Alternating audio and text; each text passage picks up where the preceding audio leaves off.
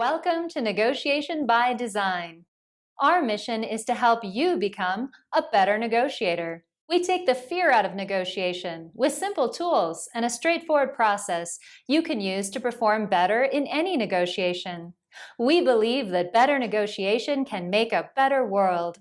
This video will illustrate the power of the negotiation canvas using a classic negotiation example of two girls fighting over an orange. This example comes from Mary Parker Follett, a pioneer in negotiation, and some say the woman who invented management theory. A few of you may have heard of the orange example. If so, it will give you a head start in understanding the canvas. If you have not, no worries, it is still the easiest negotiation example to understand and grasp quickly. Now for the example. Two sisters, Emma and Sarah, are fighting over an orange. They both want the orange.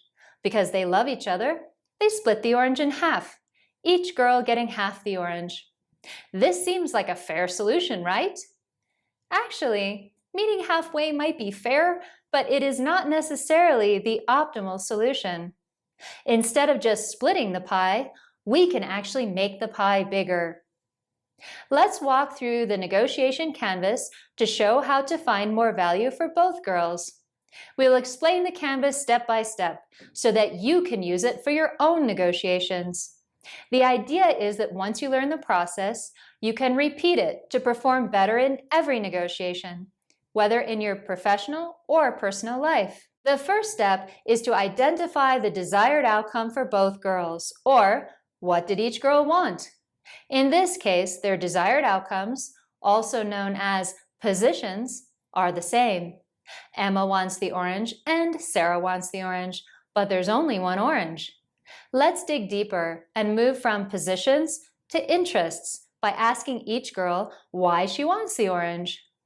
To get to true interests, it is important to ask the question, why, many times. Understanding the deeper interests helps us to find options that work for both parties. Why does Emma want the orange? Emma wants the orange because she wants to make orange cake. Why does she want to make a cake? Because she is in the mood for something sweet. Now we know Emma's true interests. So, what are Sarah's interests? Why does Sarah want the orange? Sarah wants the orange because she wants to make orange juice. Why does Sarah want to make orange juice? Because she is thirsty. Are you beginning to see other possibilities now? Let's move on to the next step, which is walkaway alternatives. What will Emma do if she cannot reach an agreement with her sister? She might be forced to give up the orange and lose face, or she might be tempted to fight with her sister and get in trouble with her mother. For Sarah, the walkaway alternative is the same. If no agreement is made, she could yield, which sets a bad precedent, or fight and get punished by her mother. People often do not consider their walkaway alternative. However, it is very important to identify your walkaway alternative.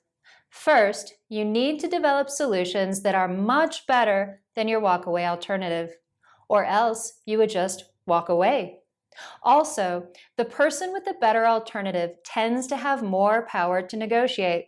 In the orange example, however, neither sister has a good walkaway alternative. They really need to find a solution to solve Emma's sweet tooth and Sarah's thirst. Now we move on to bargaining chips, or what can each girl offer the other? Since Sarah's interest is to quench her thirst, what could Emma offer her sister to meet her interest? Emma happened to have a pitcher of water. She could offer Sarah a glass of water to quench her thirst and keep the whole orange. Emma could also offer Sarah a small amount of money for the orange. Sarah could use the money to buy a drink of her choice.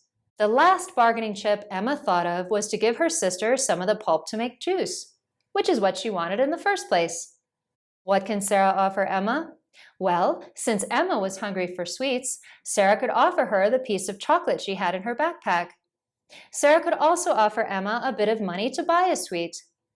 Lastly, since Emma wanted the peel to make orange cake, Sarah could offer her sister the peel because she didn't need it to make the juice. Now that we know what each girl can offer the other, we can determine possible solutions. Try to find 3 solutions. Setting a goal of 3 forces you to be creative. You might come up with a solution you would have never thought of. Presenting multiple solutions also shows flexibility and is great for building trust with your counterpart.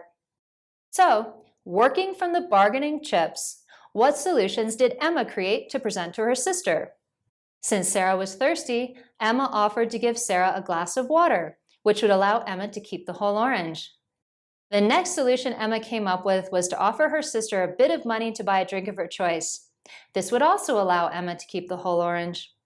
Up to this point, Emma had only thought of solutions that would allow her to keep the whole orange, but she'd have to give something up to keep the orange, such as a glass of water or some money. So she thought a little harder. The last solution was that Emma could give her sister all of the pulp to make juice and keep all of the peel for herself to make orange cake. Sarah was impressed that her sister had presented 3 options. However, Sarah didn't really like the first offer, the glass of water, because she preferred freshly squeezed orange juice much better than water. Sarah didn't like the second solution either. If her sister gave her some money, she'd have to walk all the way to the store to buy something to drink, and she was thirsty now. The last solution was the winning solution. Sarah loved the idea of getting 100% of the pulp, which is twice as much as she would have gotten if they had just split the orange. Emma got 100% of the peel, and Sarah got 100% of the pulp. Now, instead of each girl getting only half of what they wanted, each girl got 100% of what they wanted, without even giving anything up. Look at the 3 solutions again. Do you see how offering multiple options also helps you to uncover the other person's preferences? Because Sarah declined the first 2 solutions, Emma found out that her sister preferred orange juice and that she wanted to quench her thirst immediately. In future negotiations, you might find that offering multiple solutions is very helpful in finding valuable information about your counterpart's preferences, priorities, and interests. The orange example shows how the negotiation canvas can be used to get more for yourself and more value for both parties involved. The canvas is a step-by-step process to guide you through any negotiation, whether simple or complex. I hope this example shows you how easy it is to prepare for your next negotiation using the canvas.